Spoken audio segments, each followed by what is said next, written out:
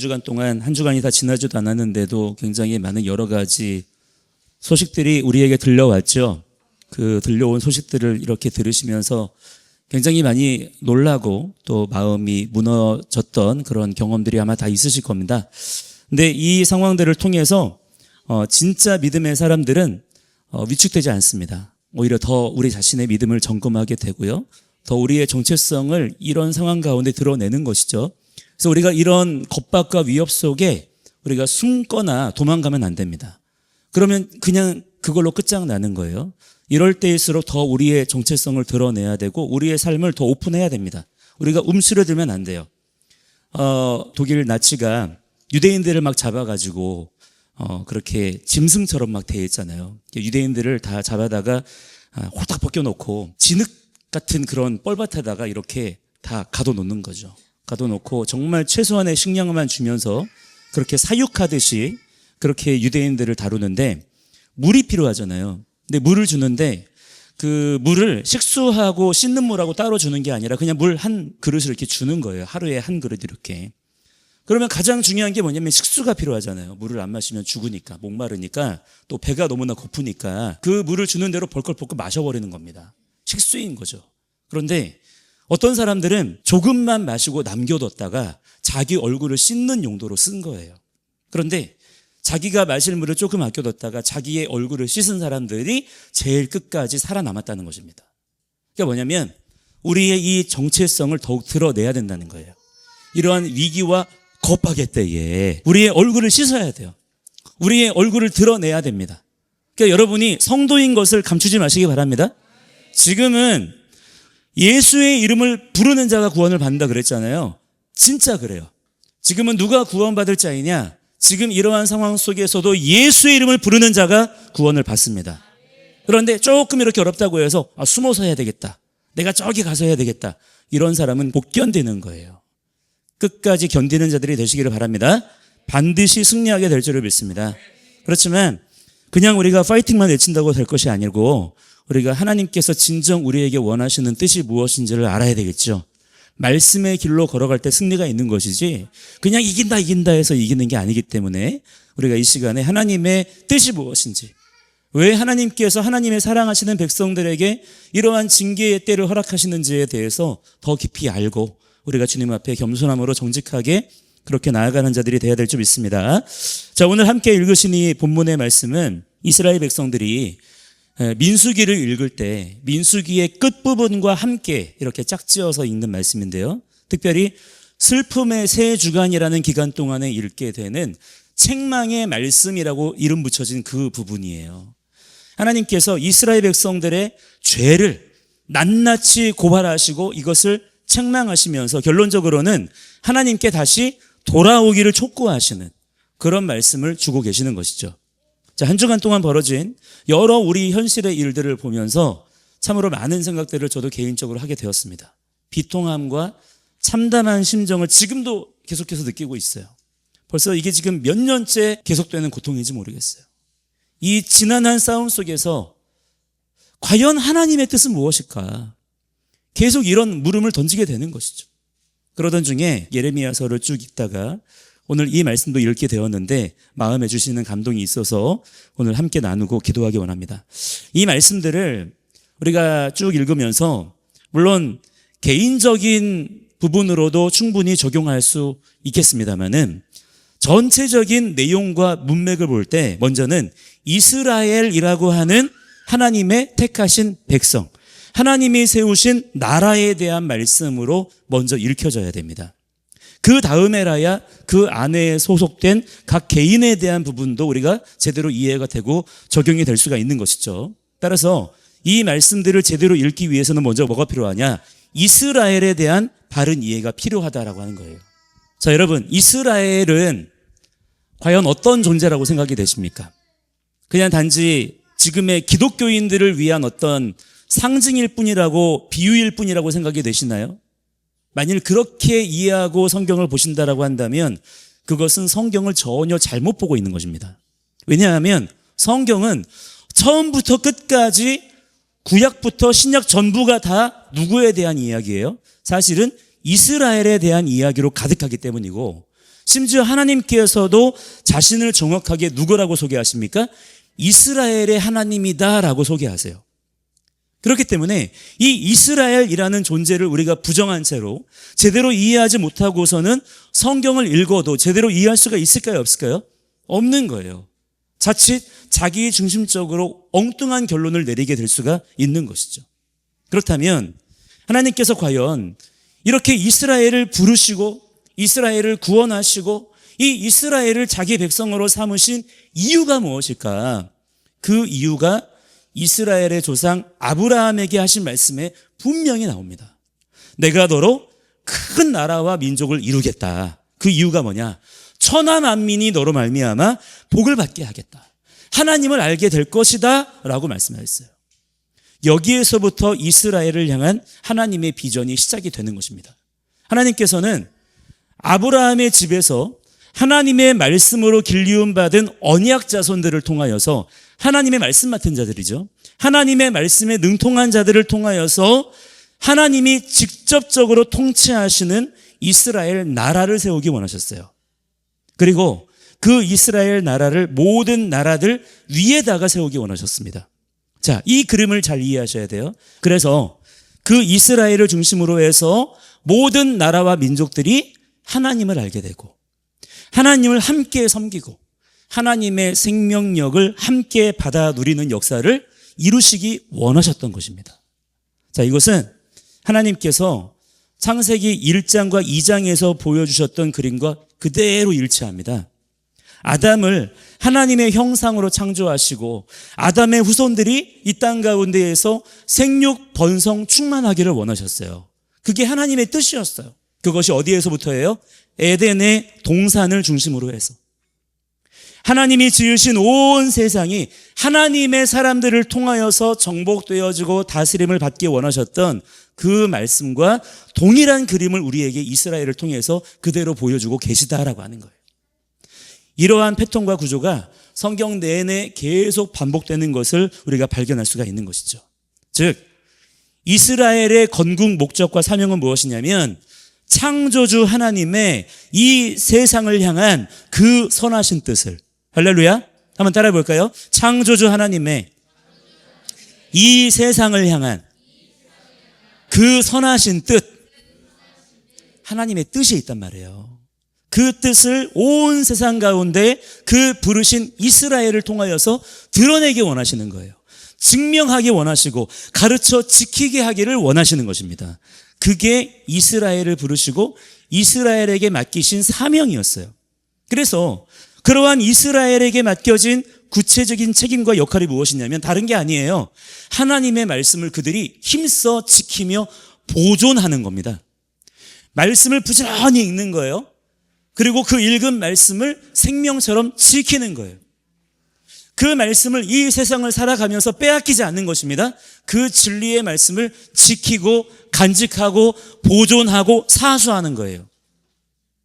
그리고 하나님 말씀대로 자기들의 실제 살아가는 삶을 그 말씀에 맞추어서 살아가는 것입니다.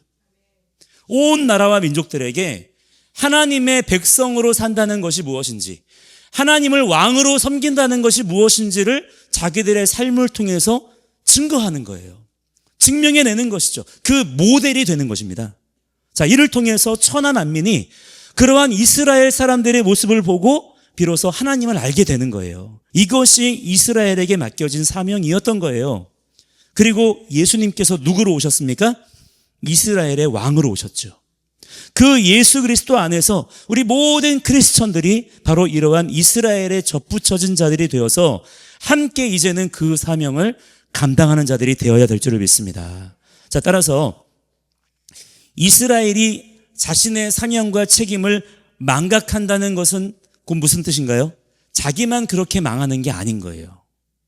이스라엘의 불순종은 자기 혼자 불순종해서 망하는 게 아니라 이스라엘이 불순종하게 되어지면 곧 만물에 대한 하나님의 구원 계획을 대적하는 것이기 때문에 특별히 하나님께서는 모든 나라들 중에서도 이 이스라엘에 대해서만큼은 훨씬 더 높은 기준을 두실 수밖에 없더라는 것입니다. 왜냐하면 이스라엘이 똑바로 못하면 천하 만민이 하나님께로 나아올 수 있는 길이 있어요, 없어요? 없게 되는 것이기 때문이죠.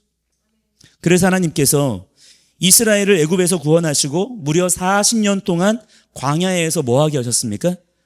말씀으로 그냥 절이다시피 하신 거예요. 말씀으로 완전히 젖어들게 하신 거죠.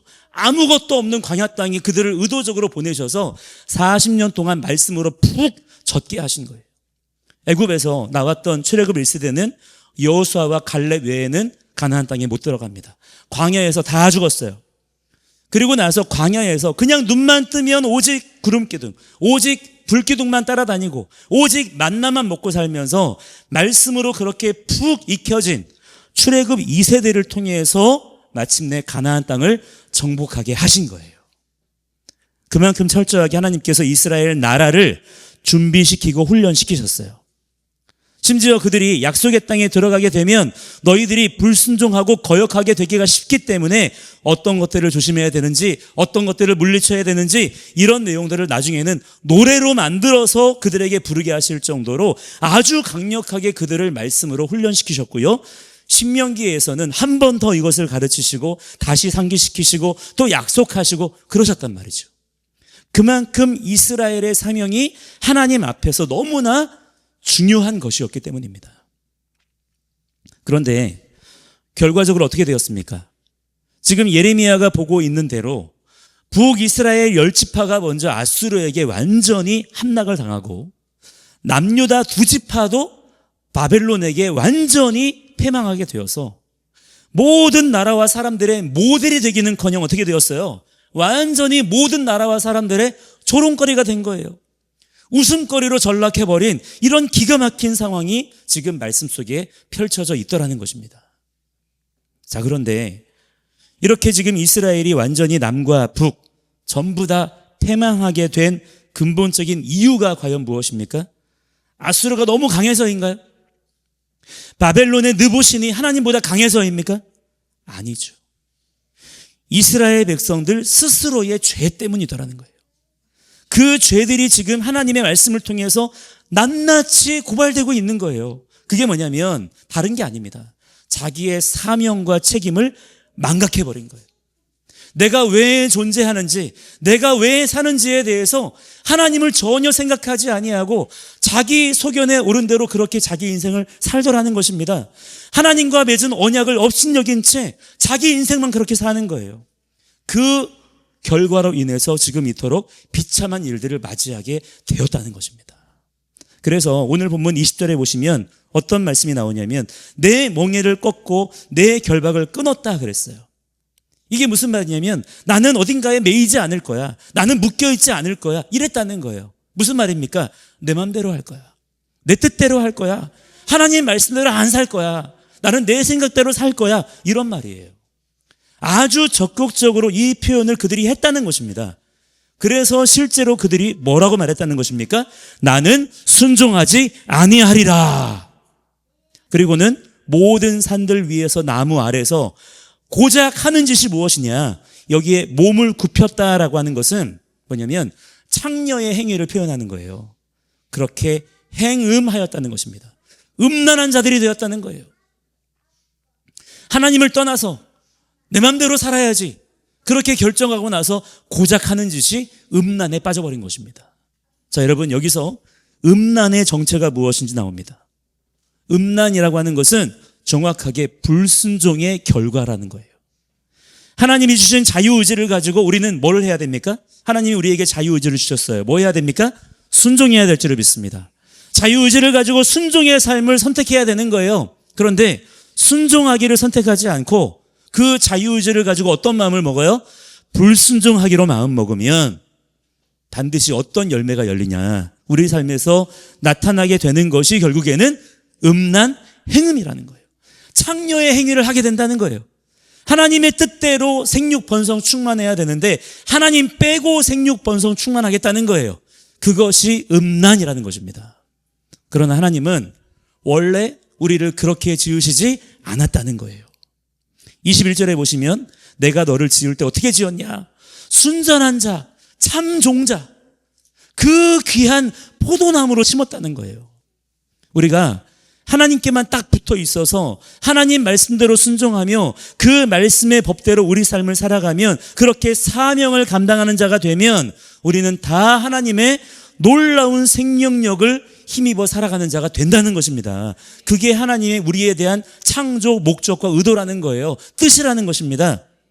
그러나 반대로 하나님을 의지적으로 내가 결단하는 가운데 그렇게 떠나버리면 스스로 비참하게 망해버리고 만다는 거예요. 자, 22절 이하로 쭉 보시면 더 기가 막힌 표현이 나와요. 특히 오늘 본문의 24절을 함께 보실까요? 24절 말씀 함께 시작. 너는 광야에 익숙한 들암나기들이 그들의 성욕이 일어나므로 헐떡거림 같았도다. 그 발전기에 누가 그것을 막으리요? 그것을 찾는 것들이 수고하지 아니하고 그 발전기에 만나리라. 그랬습니다. 저도 예전에 어릴 때 잠깐 그 제주도에 살았던 적이 있는데, 그때 그 제주도에 살면서 그 집에서 여러 가지 동물들을 많이 키웠던 적이 있었어요. 뭐 개, 염소, 소, 말도 키워봤어요. 이렇게 가축들을 많이 키웠거든요. 근데 그래서 제가 여기에 이 발정났다라고 하는 게 뭔지 조금 알아요. 그냥 눈이 뒤집어지는 거예요. 이 발정기가 되면. 오직 그때에는 그 성적인 욕구, 그 번식의 욕구가 그냥 말 그대로 거기에 미쳐 있는 상태이지 않습니까? 그런데 이스라엘의 죄 짓는 모습이 마치 그랬다는 거예요. 마지못해서 어쩔 수 없이 나는 너무 죄 짓기 싫은데 너무 마귀가 강해가지고 먹고 살려고 하다 보니까 어쩔 수 없이 그렇게 억울하게 죄 짓게 된 것이 아니라 그들 스스로가 이 죄, 음란, 행음을 탐닉하듯이 그렇게 저질렀다는 것입니다. 죄 짓는 일에 거의 눈이 돌아갔다는 거예요. 자, 여러분, 이게 바로 죄의 본질이에요. 죄가 무엇입니까? 죄라고 하는 것은 하나님이 우리에게 주신 불덩이가 있거든요. 이 불덩이는 뭐에 쓰는 것입니까?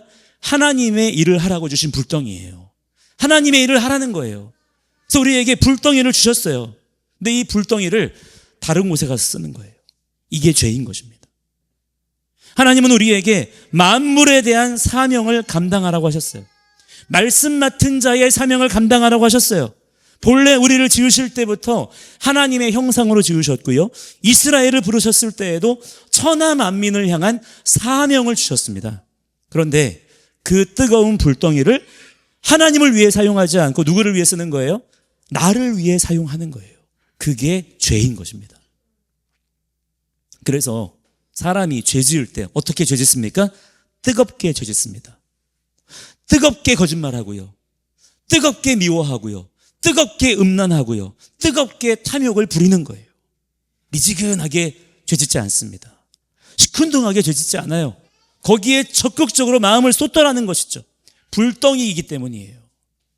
죄 문제는 우리가 절제한다고 해결되는 게 아닌 것입니다. 우리가 어떤 명상한다고 되는 게 아닌 거예요. 죄 문제는 반드시 우리의 이 존재 자체가 예수 그리스도의 피로 거듭나야, 그 존재가 바뀌어져야 해결되는 것인 줄을 믿으시기 바랍니다. 즉, 그 사람의 삶의 방향과 목적이 바뀌어야 되는 거예요. 창조주를 잊었던 삶에서 이제는 창조주를 바라보는 삶으로 그 존재의 인식이 바뀌어야 되는 것입니다. 내가 어떤 존재인지를 알아야 되고요, 나를 지으신 창조주가 깨달아지지 않으면 죄의 문제라고 하는 것은 내가 절제한다고요, 내가 명상한다고요, 절대 해결이 됩니까? 안 됩니까? 안 되는 거예요. 또 다른 형태의 더러운 죄를 더 짓게 되는 것입니다. 그래서 예수님께서 친히 우리와 똑같은 인간의 몸을 입고 이 땅 가운데 오셔서 십자가에 달려 죽으시기까지 뭐 하신 거예요? 하나님께서 우리에게 그토록 원하셨던 그 삶, 무엇입니까? 하나님 말씀에 죽기까지 순종하는 삶을 그분이 몸소 살아내신 거예요. 그분이 그 열매를 하나님께 내어드린 것입니다. 그리고 마침내 부활하셔서 모든 육체의 부활의 첫 열매가 되어주신 거예요. 이 놀라운 구속의 은혜를 우리가 제대로 알고 믿는 자들이 돼야 될 줄 믿습니다. 그렇기 때문에 우리가 예수 믿었습니까? 구원 받았나요?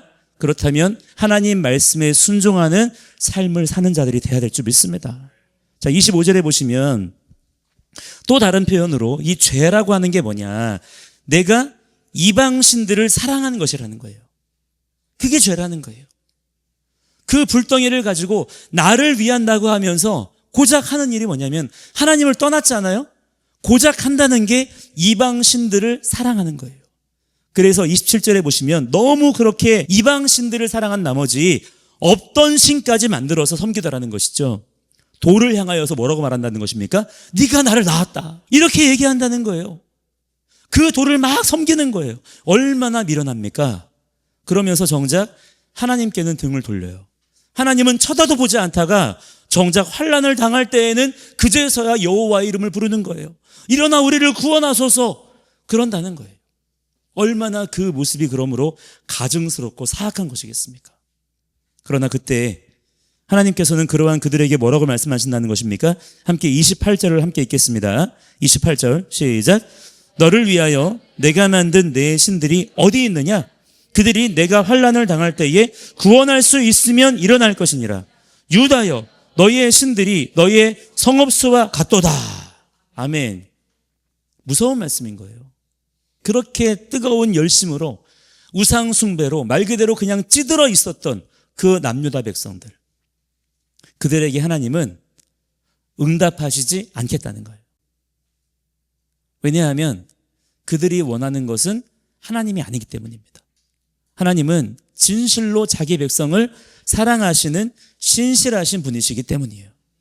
만약 자기 배우자가 바람을 피던 말던 음란하게 행하던 말던 그걸 내가 다 알게 되었으면서도 평소와 똑같이 그렇게 대한다라고 한다면 과연 그 사람이 배우자를 사랑한다고 말할 수가 있을까요? 그 사람은 착한 사람도 아니고요, 이해심이 많은 사람도 아니고요, 오히려 가장 악한 사람이고요, 무서운 사람일 것입니다. 그러나 하나님은 그런 분이 아니시라는 거예요. 그래서 이 모든 죄들에 대하여서 나의 사랑하는 이스라엘 백성이기 때문에 분명히 지적하시고 이 죄를 뿌리 뽑기 위해서 심판하고 계신다라는 것입니다. 그러나 여러분, 이 모든 고발과 심판의 결론은 무엇이겠습니까? 왜 하나님께서 이렇게까지 이스라엘 백성을 심판하시는 일에 열정을 쏟으시는 걸까요? 여전히 이스라엘을 사랑하시기 때문이에요. 그들을 회복하기 원하시는 거예요. 다시 그들이 하나님이 부르셨던 그 부르심의 자리로 돌아오기를 원하시는 거예요. 하나님은 이스라엘을 통한 온 인류와 만물의 구원 계획을 취소하거나 변경하지 않으셨다는 것입니다. 하나님의 신실하심과 구원의 열심을 깨닫는 가운데 오늘도 더욱 사명자의 자리를 지키시는 그러한 주님의 종들이 되시기를 축원합니다. 여러분, 각 심령 안에 있는 불덩이를 오직 하나님께만 올려 드리시기 바랍니다. 그래서 오늘 본문에 나오는 이 발정난 드람나기 같은 삶이 아니라 순전한 참 포도나무 같은 그러한 여러분들이 되시기를 주님의 이름으로 간절히 축원합니다. 지금 우리나라가 겪고 있는 이 말도 안 되는 상황들도요, 오늘 이 말씀과 그대로 연결됩니다. 우리는 잘했는데, 우리는 그냥 가만히 있었는데 누군가 와서 막 이렇게 나라를 막 무너뜨리고 망가뜨리고 우리는 그냥 불쌍한 피해자들이고 이런 게 아니라는 거예요. 나의 죄입니다. 우리의 죄인 거예요. 우리가 그동안 예수님을 믿는다고 하면서도요, 정작 우리끼리 편안한 종교 노름에 빠져 있었지, 종교 문화에 심취해 있었지, 한 번 주님 뜻대로 살고자 한 적도 없었던 거예요. 사실은 한 번도 우리에게 맡겨진 사명이 무엇인지, 이 나라에게 맡기신 사명이 무엇인지를 우리가 알고 그 사명을 감당하고자 하지 않았던 것입니다. 한국교회가 그동안 열심히 전도한다고 했어요. 뭐 이런 전도 저런 전도한다고 하면서, 선교한다고 하면서 정작 하나님께서 뭐를 말씀하시는 건지, 복음이란 대체 무엇인지, 교회를 통해서, 성도를 통해서 이 땅 가운데 어떤 일들을 이루시기 원하시는 것인지에 대해서는 아무런 관심이 오히려 없었던 거예요. 그냥 뜨겁게, 그냥 열심히, 그냥 최선을 다해서 그러한 맹목적인 자기 열심이 오히려 우리를 더 하나님과 오히려 멀어지게 만들게 했던 것입니다. 그래서 이제는 뭐가 죄인지도 모르는 지경까지 우리가 오게 된 거예요. 그래서 정말 가슴 아픈 이야기이긴 합니다만 지금의 이러한 고난과 핍박이 한편으론 참 은혜인 것입니다. 이 시기들을 통해서 지금 어떤 일이 벌어지고 있습니까? 진짜 교회는 더 지금 무장하고 있고요, 잠들어 있던 많은 성도들이 이 바람에 지금 깨어나게 되었고요, 또 여러 속이는 자들이 그동안에 우리 곁에 있었단 말이죠. 그 화려한 포장지에 가려져 있었던 그 모든 교활하고 악한 것들에 대해서 회칠한 무덤들이 다 드러나게 하시는 거예요. 그런 시간들을 우리에게 허락하신 줄을 믿으시기 바랍니다. 만약 이런 일들이 없었다면 우리 스스로 이런 것들을 깨닫고 회개할 수가 있었을까요? 그냥 이렇게 망해버렸을 거예요. 우리 스스로 악한 것들을 다 분별할 수가 있었겠습니까? 물론 지금 너무 우리가 힘들고 어렵고 고통스러운 시간을 우리가 보내고 있지만, 그러나 여전히 하나님의 선하심과 신실하심은 변하지 않았다는 사실을 믿으시기 바랍니다. 자, 한 가지 분명히 기억하세요. 하나님께서 이렇게 우리를 지금 고통스럽게 두시는 것은 그냥 이 지금의 상황 자체가 결론이 아닌 것입니다. 아직 끝나지 않았어요. 하나님께서 끝났다라고 하실 때가 진짜 끝난 거거든요. 지금 그 결론을 향하여 가고 있는 과정인 것인데, 지금은 악한 것들이 더 드러나게 되는 때인 것입니다. 하나님은 가학적인 분이 아니세요. 하나님은 파괴의 신이 아니라 생명의 창조주이신 것을 믿으시기 바랍니다. 우리가 다시 돌이켜 회개하기를 원하시는 것이고요, 회복되기를 원하시는 거예요. 그러면 지금의 이 현실에 대한 해석이요 정말 달라질 수 있습니다. 우리는 끝까지 불의와 우상 숭배에 대하여서 저항하는 자들이 돼야 될 줄 믿습니다. 지금의 이러한 상황들을 결론이다라고 내리면 안 돼요. 그래서 굴복하면 안 됩니다. 맞서야 돼요, 끝까지. 그리고 견디는 자들이 되어야 되는 것입니다.